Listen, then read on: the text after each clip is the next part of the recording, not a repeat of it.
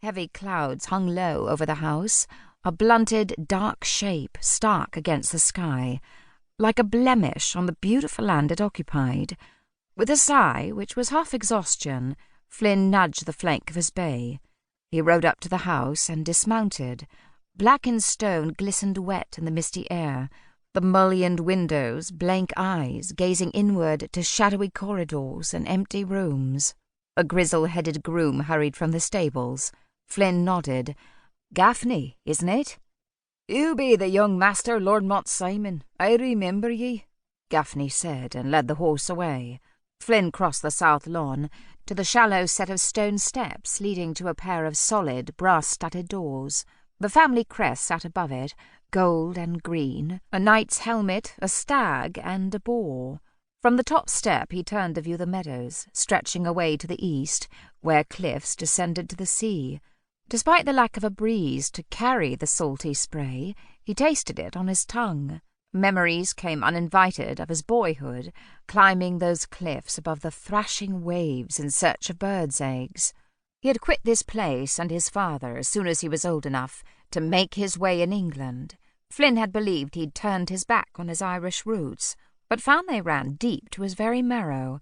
Almost against his will, his pulse quickened at the sight of the fertile land. Now all this was his, every brown trout in the stream, every deer in the forest, and every square of stone rising above him. Annoyed by his unforeseen emotion, he reminded himself that his future lay in England, where he would return as soon as he settled matters long overdue. He'd raked up enough blunt to have repairs done, and would seek a good tenant. The door flew open. A wizened male servant dressed all in black, with a smudge of dirt on his cheek, stood beaming at him. "Welcome home, my lord." "Thank you." Flynn didn't know the fellow from Adam. The butler had died of old age some years ago. He stepped inside the oak-panelled great hall and caught his breath at the memory of it, decked out with flowers for a ball when he was a lad. The buzz of excitement in the air that not even his father's vicious temper failed to dispel. Flynn had watched from the stairs as his mother danced with Timothy Keneally, a ringlet of violets in her fair hair matching her gown, and a month later she was gone. He returned swiftly to the present, faced with the greyed and dusty timbers, the odour of damp pervading the air. "What's your name? You weren't here when I came last." "Quinn, my lord. Your father engaged me just a few months before he died." Flynn handed him his hat, gloves, and greatcoat. The small man was younger and sprier than he had first thought. "You might tell me what servants I have here." Clammy and stiff from riding all the way from Dublin, he was in need of a hot bath if one might be had. The man's narrow face split into a goblin smile. "You might call me the General Dog's Body. There's O'Maynon, who helps about the place, out chopping wood while the rain holds off he is. And Gaffney, you would have met at the stables. The cook is Mrs. Shannon. We have only one maid at present, and that's Maeve." "One maid?"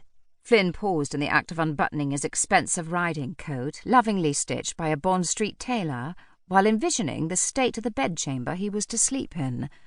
"We weren't sure when you would arrive, to be sure, my lord," Quinn said. "But I've set Maeve to work upstairs for ye. I've given the drawing-room a good set to. There's whisky, and a fire's been lit." "Most welcome." Flynn smiled.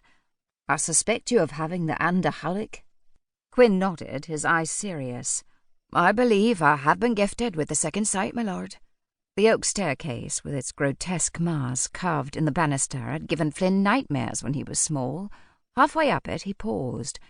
"Send the groom with a note for the estate manager, will you?" he called down. "I wish to go over the books with him in the morning, the gamekeeper too." "It will be done, my lord." His mother's portrait hung on the wall in the drawing-room.